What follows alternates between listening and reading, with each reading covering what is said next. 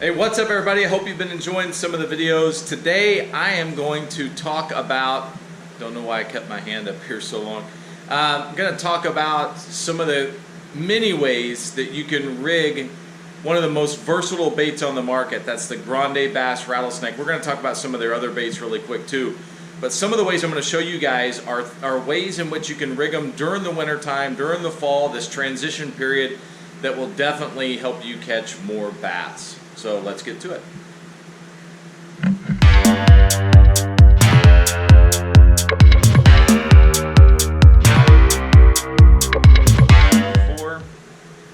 All right, get this crap out of the way here. So first thing we're gonna do, I'm gonna talk about some hooks and we're gonna talk about some baits. I got, oh crud. Got the bag of baits here. I'm going to talk about these two specific baits first. This is your Grande Bass 4.75 Rattlesnake. This one is a special run color. It's kind of a green pumpkin candy, if you can see that. It's a really good color. And then the Grande Bass Snakos. You can tell this is my boat bag. This, what actually the Grande Bass Trophy Hunter, which is a green pumpkin kind of laminate with a June bug with that red flake in there and some green flake. This is the color in this size, the 475, so 4 3/4 inches, that I caught that 10-pounder and that 8-pounder with, whoa, sorry, with earlier this year. So first thing we're going to talk about though is the versatility of these baits. You can fish them weightless. You can fish them Texas rig. You can fish them on a shaky head. You can fish them on a darter head. You can fish them a lot of different ways. So we're gonna screw one of these worms up just to be able to show you. Now my favorite way to set this up, I like to use if I can insert waiting music here. I like to use a 3/0. And that was a 2/0, so that was a complete and utter failure. See, I keep my box labeled, it makes it a little easier. I like to use a 3/0 EWG. You can hook them a couple of different ways. Obviously, I run them through about the length of the shank, like that. Poke it back through, run it down. Now this is where a lot of people have varying opinions on how to rig these. You can run it straight through the middle, right? Just boom, right through, Texposed it, and then bury it back in those ribs. I like that method. That's how I do it a lot because that keeps it really sturdy in there. Now when you catch a fish on it, sometimes it will rip through. I mean, these are soft, really nimble plastic, so you're gonna have that, you know, that loss that comes with some baits. The other way you can do it is you can simply lay it flat next to the bait like I'm doing here, right? So it's just laid in on those ribs, and then you can simply hook it back on the side like that.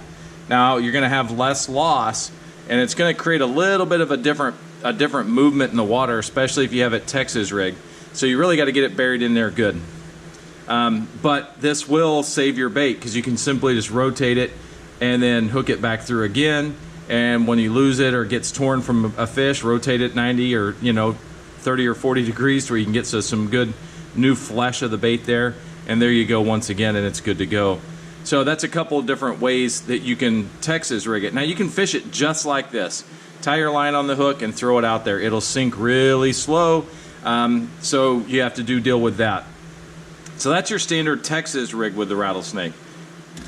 Now the next way, which is a way you've probably heard people talk about, is a wacky setup. Now this is a wacky weighted hook. You can use a wacky weedless hook like these Gamakatsu finesse hooks, and this one's still got my line on it and probably some Clear Lake debris there. So you can take a wacky weedless approach and just find your happy medium, run it right through the meat of the bait, and there you go. Tie your line on and fish it and work it like you would any other soft plastic that you're going to wacky rig. Same thing with the weighted version. This is a 1/8, I think, 1/16. Just throw it through there. Obviously with this particular version, this is going to help the bait sink a little faster. And you know, because it's got that weight on there, which will create some unique water. If you're fishing places like I like to fish, where there's some tidal waters, you're going to have some more additional movement from the tidal flow, or even if the wind's blowing or anything else, this will help that bait to really get down there, that little bit of weight. Now this has happened to me over the years, and I really am glad that somebody came up with this new style of bait, if you will. And now I got to find my, oh, here they are, the Ned rig. So sometimes when we're fishing, the head gets torn because of the hook pulling through or something, and now you're left with a partial bait. So let's just make that assumption that that's happened. Boom, gone. Now you're left with this no longer 4 1/4 or 4 3/4 inch bait. You're left with this 4-inch bait, or maybe 3 3/4. Perfect size for the Ned rig. So this part got torn up, bite it off, cut it off, do whatever, and now this becomes your perfect Ned rig bait. So you curl that around, pop it back through, run it up, and I did a really bad job with that because I ran it a little too far through. And look at that money. Throw it out there, let it sink, let it sit there. I mean, that thing is just, the flexibility of this plastic, the way it moves all by itself, is going to draw those fish in. This is a really kind of secret thing I haven't talked about a lot, but it absolutely is money. This setup, and again, Texas rig on one side, it gets ripped, you throw it off and throw it onto the Ned rig, and this is a great fall winter transition thing. When those fish become super lethargic and just won't really chew much of anything, this Ned rig will draw them in. So that's a couple, 2 or 3 ways you can rig these rattlesnakes. Now, as you guys know, Grande Bass has their Snakos, which are a combination bait.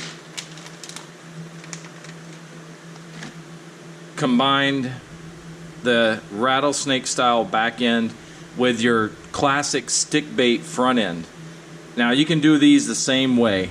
Texas rig with your 3/0. Again, I like a 3/0, but that's me. Texas rig it, run it through, back hook it like you would any of the other stick baits on the market. You can absolutely weightless Texas rig, weighted Texas rig, break out those wacky hooks again. You can wacky rig it right, you know, I like to go right through the meaty part here when I do it. That way it just holds on to a little better.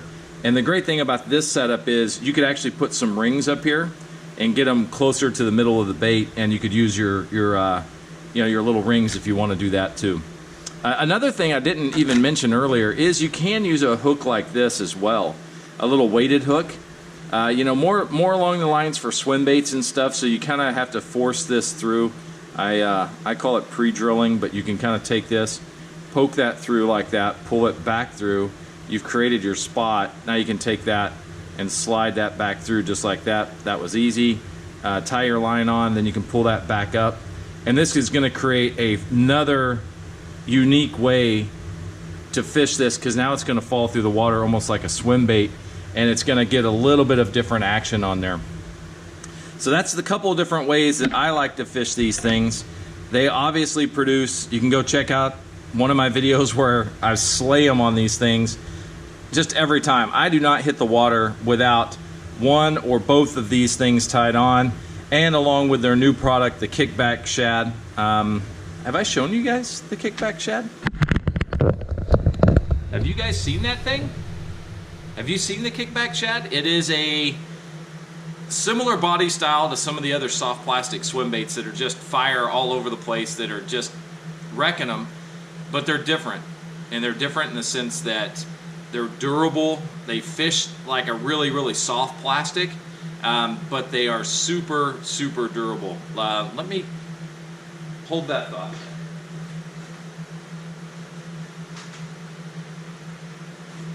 Don't mind me. Go over in front of the car here. The Kickback shad. We're going to turn you back around here. Hopefully, oh, there it goes. Popped off a little clamp thing. All right. the Kickback shad. This is a Tennessee shad pattern, so it's going to have some yellows and greens to it with that flake on the bottom. Look at that. Now they've got a slew of colors. Now this is a 4.8 inch one. It's got that awesome Grande Bass logo stamped into the tail. I don't know if you can see that or not. There, you kinda can. Anyway, it's really durable. This plastic is soft. I mean, look at that. But yet very durable. It's last. I fished with one of these the other day, had a bunch of followers. It's getting cold, so it's a little tough. But these things track great, they swim great, they've got amazing action. You don't have to fish them super fast, you don't have to fish them super slow. You can kind of really fish these in all different speeds, and because of that flexibility, you get all kinds of killer good action out of them. Now, oh crap, sorry guys. Keep bumping this thing. This little clamp I use is actually starting to wear out a little bit. But these things are just super versatile. They're great baits. I don't know of a better way to describe them. They just fish really, really solidly. And you know, these guys, let me turn this around real quick here. So these guys, they don't pay me to do this. You know, these are just great baits. You can get some yourself over at Tackle Warehouse. You can go directly to their website. I mean, these things are just money. I wouldn't be telling you about them on this channel unless it was a bait I believe in. And I've done a lot of videos about the Grande Bass products, whether it's about, you know, the Snakos, the Rattlesnakes. It really doesn't matter. They just make great baits that flat out catch fish. So there's not much more to say about them. You know, these products, unlike a lot of other products I've used, and I've bought thousands of dollars over the years, probably a lot more than that, don't tell the wife, worth of soft plastic, swim baits, different things, and some of them you're like, the action's not right, or you know, they're not getting bit. Like I told you, when I caught that 10-pounder, I was throwing these right behind my buddy who was throwing, you know, a soft plastic stick bait. It wasn't getting bit. It just wasn't. You know, and if you ever watch that video, there's a point right after I catch that second fish where my buddy's like, give me some of those baits, because he's sick of not catching fish, and I just was wrecking them right off the back of the boat with him. So anyway, as always, thanks for watching the videos. Hit that like button. If you're not a subscriber to the channel, I appreciate you doing that. You know, I do this when I can, when I got extra time. I got a regular day job like most of us do, and I just enjoy sharing information and knowledge with you folks. So again, thanks for the love, thanks for the support, and we'll see you next video.